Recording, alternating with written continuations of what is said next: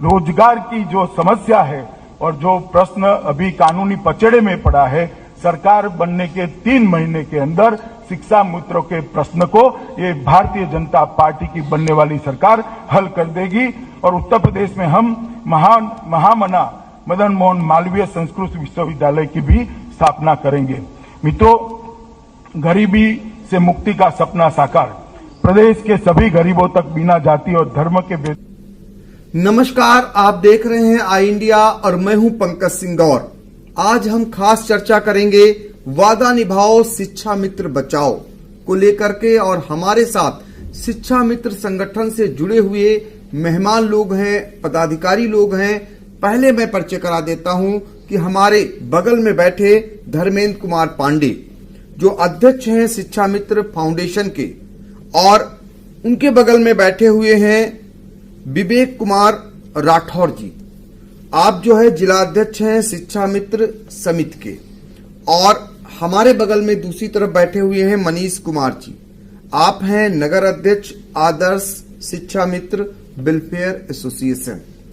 तो आज हम चर्चा करेंगे आप लोगों से, चूंकि आपको बता दें कि 20 साल पहले जब भाजपा सरकार सूबे में होती थी तब शिक्षा मित्रों की भर्ती हुई थी।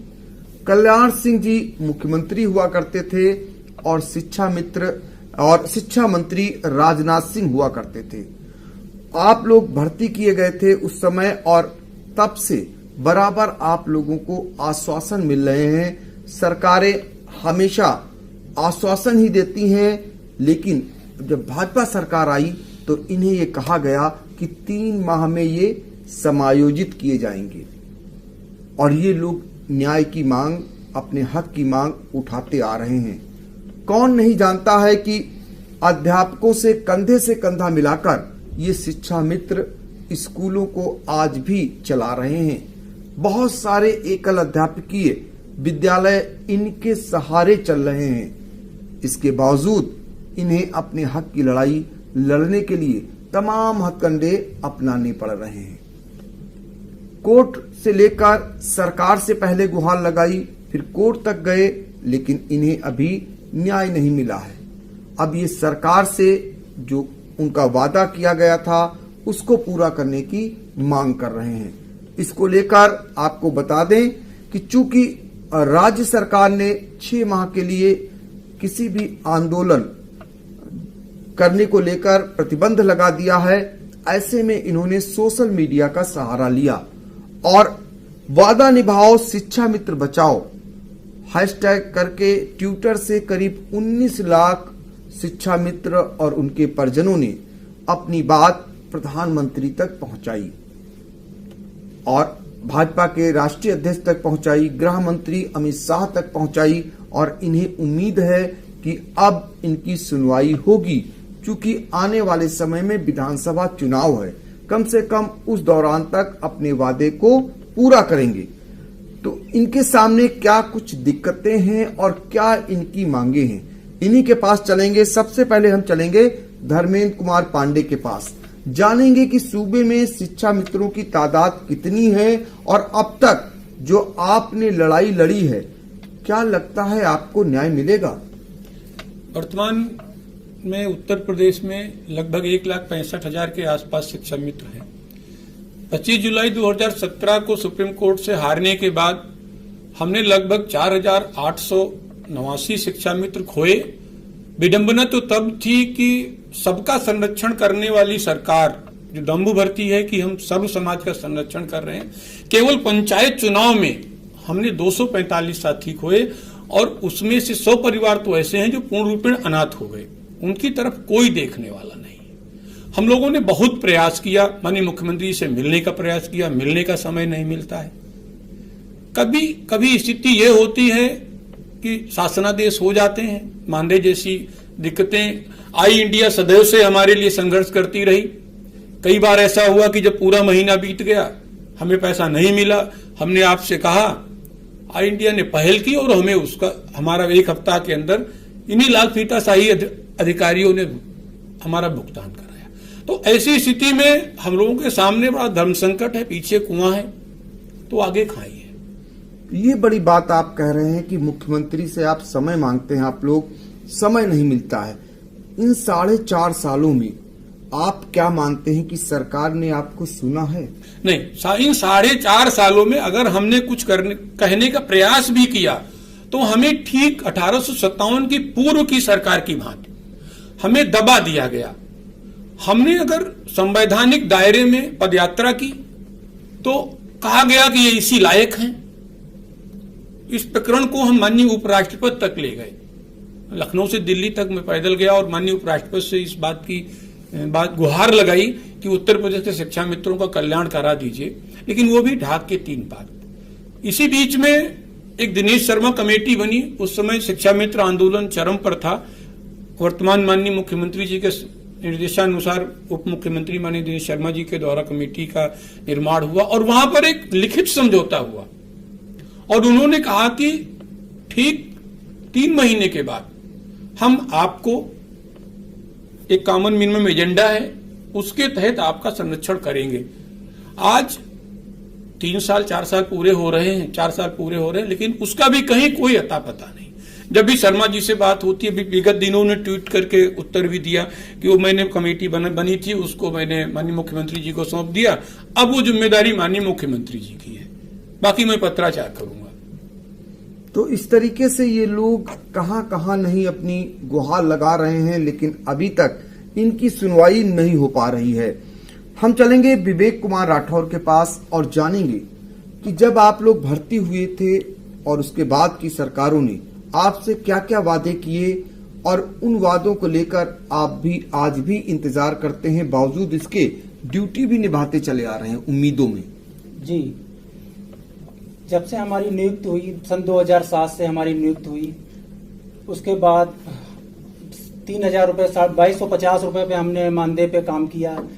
काम उतना ही करते थे जितना अध्यापक करते थे, समय उतना ही लगता था, 10 से 4, 9 से 3, जितना अध्यापक समय स्कूल विद्यालय में बिताते थे उतना ही समय हम लोग भी बिताते थे। चूंकि उनको वेतन मिल रहा था 40,000 50,000, हमें मिल रहा था 3,000।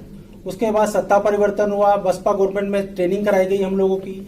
सपा गवर्नमेंट में बैच पहला बैच 65,000 का, दूसरा बैच 65,000 का करके हम लोगों की नियुक्ति की गई। उसके बाद यह मैटर सुप्रीम कोर्ट में पहुंचा, सुप्रीम कोर्ट से समायोजन निरस्त कर दिया गया। उस समय बीजेपी की गवर्नमेंट थी सन 2017 में।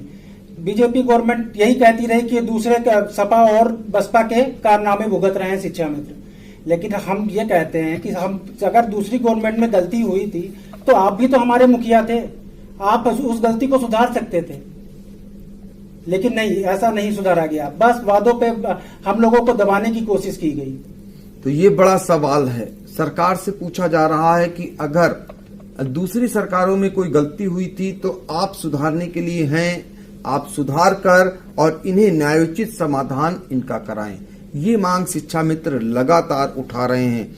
हम चलेंगे मनीष कुमार जी के पास और इनसे जानेंगे कि आप ये बताइए कि आप लोगों ने जो ट्वीट किया और ट्वीट के बाद आपको लगता है कि आपके प्लेटफॉर्म पर आपके समर्थन में 19 लाख लोगों की तादाद बहुत बड़ी होती है, जिसके जरिए आपने प्रधानमंत्री, गृह मंत्री और भारतीय जनता पार्टी के राष्ट्रीय अध्यक्ष तक अपनी बात रखी।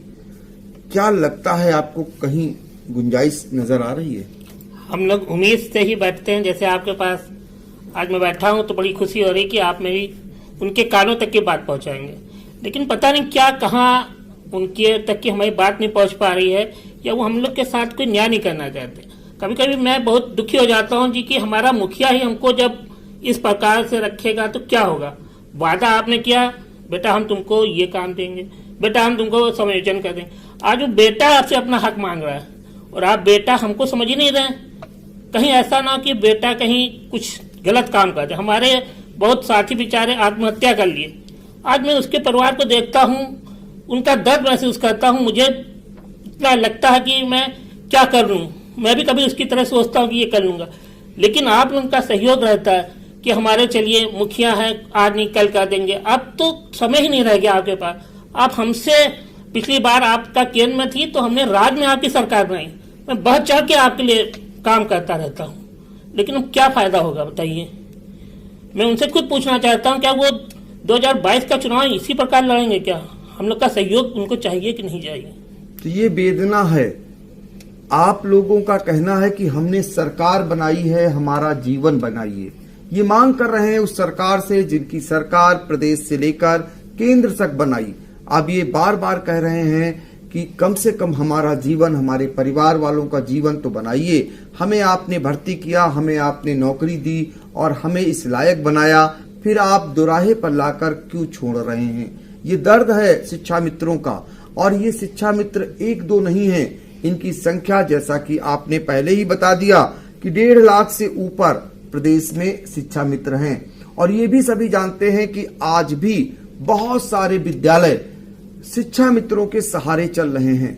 यकीन न हो, सरकार कभी भी चेक करा सकती है, जहां पर ऐसे बहुत सारे विद्यालय मिल जाएंगे जिनको सिर्फ और सिर्फ शिक्षा मित्र चला रहे हैं। जब ये कंधे से कंधा मिलाकर शिक्षकों के साथ काम कर रहे हैं तो फिर इनके हक और हुकूक की आप इनकी कदर करिए, इन्हें न्याय दीजिए।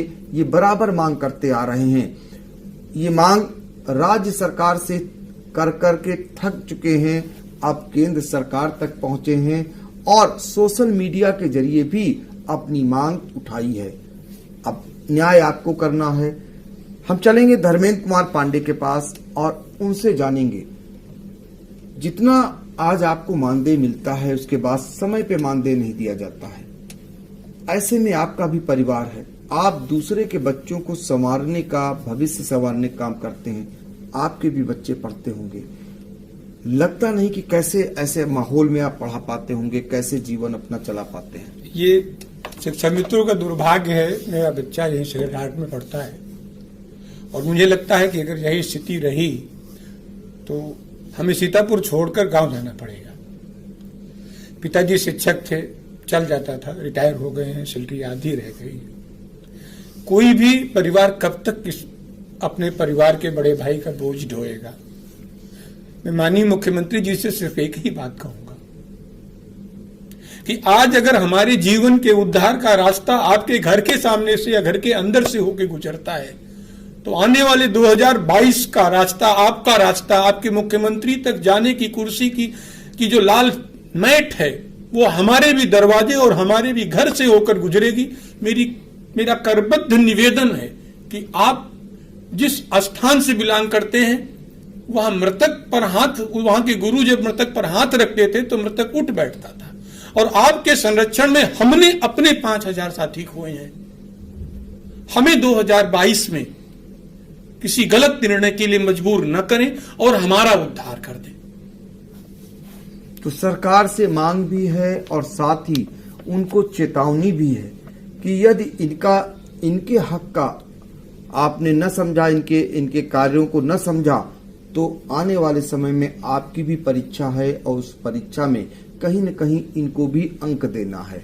ये शिक्षा मित्रों की वेदना भी है और सरकार को चेतावनी भी है, जो फिलहाल अब 6 महीने तक धरना प्रदर्शन कर अपना विरोध प्रदर्शन नहीं कर सकते, लेकिन सोशल मीडिया के जरिए अपनी बात आप तक पहुंचा रहे हैं, निरंतर पहुंचाते आ रहे हैं।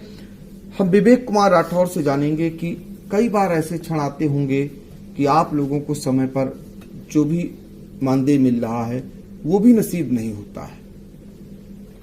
उस समय आप कैसे गुजर बसर करते होंगे? मानदेय ना मिलने की वजह से अत्यंत बहुत ही दुखों का सामना करना पड़ता है। एक तो 11 महीने का मानदेय मिलता है, इस समय ये जून का महीना चल रहा है, ये जून में हम लोगों को मानदेय नहीं मिलेगा। पता नहीं कैसे हम लोग अपना खर्चा चला रहे हैं, ये तो हम ही लोग जान सकते हैं कि कैसे खर्चा चला रहे हैं। बहुत लोगों ने तो लोन ले रखा था, लेकिन इस समय पोजीशन ये है कि जेब में एक पैसा नहीं है, तब भी घर का खर्चा लगा, 4 लोग खर्चे वाले, क्या करा जाए? घर में एक खाने को नहीं है। अब इस समय हम लोग कैसे चलाएं? पूरा जून हम लोगों को मानदेय नहीं मिलता है। 11 माह का मानदेय देती है गवर्नमेंट। ये देखिए, ये है दर्द। 11 माह के मानदेय के सहारे जैसे तैसे परिवार का भरण पोषण करते हैं। ये शिक्षा मित्रों का दर्द है, जिनके सहारे देश के भविष्य, जो बच्चे कहे जाते हैं, उनका भविष्य संवारने की जिम्मेदारी इनको दी जाती है और उसको ये निभाते हैं। हम जानेंगे मनीष कुमार जी से कि भाजपा सरकार ने आपसे जब सरकार नहीं बनी थी तो आपसे क्या क्या वादा किया था? ऐसा कोई घोषणा पत्र था जिसमें आपके लिए वादे किए गए थे? जी, उनका घोषणा पत्र था जिसको आपको हम लोग दे देंगे। आप ये बताइए कि आपने खुद घोषणा पत्र किया था, हमने आपको उसी बिहार पे अपने माँ बाप को ले जाके जबरदस्ती आपके पक्ष में वोट डलवाया। आज वही माँ बाप, वही भाई बहन हमको डांटते हैं कि तुमने क्या कर लिया अपना भविष्य बर्बाद करके। बिना घोषणा आप ये कि मेरे पिताजी अगर कुछ कहें कि बेटा ये 10 रुपए दूंगा, उसके बाद वो हमको तड़पाएं, तो बताइए मैं क्या करूंगा। मुझे घोषणा पत्र आपने देखा होगा, उनके वादे देखे होंगे। हमारे माननीय योगी जी ने भी बहुत वादे किए, हर जगह जाके बहुत सांत्वना देते थे कि बेटा निराश ना हो। आज वो बेटा निराश क्या हो, वो आत्महत्या करने के लिए उत्साहित हो रहा है। ये तो बच्ची छोटी सी है हमारी, इसलिए मैं कभी कभी बहुत हो जाता हूँ अपनी वाइफ को देख के, लेकिन वो हो सकता है कि मैं उसका भी मुंह ना देख पाऊँ अगर ऐसी रहा। 2022 निकल जाएगा तो हम तो 22 का इंतजार है कि 22 में ही आप मेरे उद्धार कर दीजिए। तो शिक्षा मित्रों को 2022 का इंतजार है कि हो सकता है सरकार उस समय फिर जब वो जनता के बीच जाएगी, अभी मिलने का समय नहीं दे रही है, जब उनके बीच जाएगी और इनके दर्द को समझेगी तो हो सकता है जो किया गया वादा है वो निभाएगी। बहुत दिनों से ये लोग चूंकि संघर्ष करते आ रहे थे, अब इन्हें उस दिन का इंतजार है जब 2022 में सरकार इनके पास आएगी। तब हो सकता है कि इनकी समस्या को समझे, इनकी दिक्कतों को समझे और किए गए वादे को पूरा करे। फिलहाल आज के लिए इतना ही, हमें दीजिए इजाजत। नमस्कार।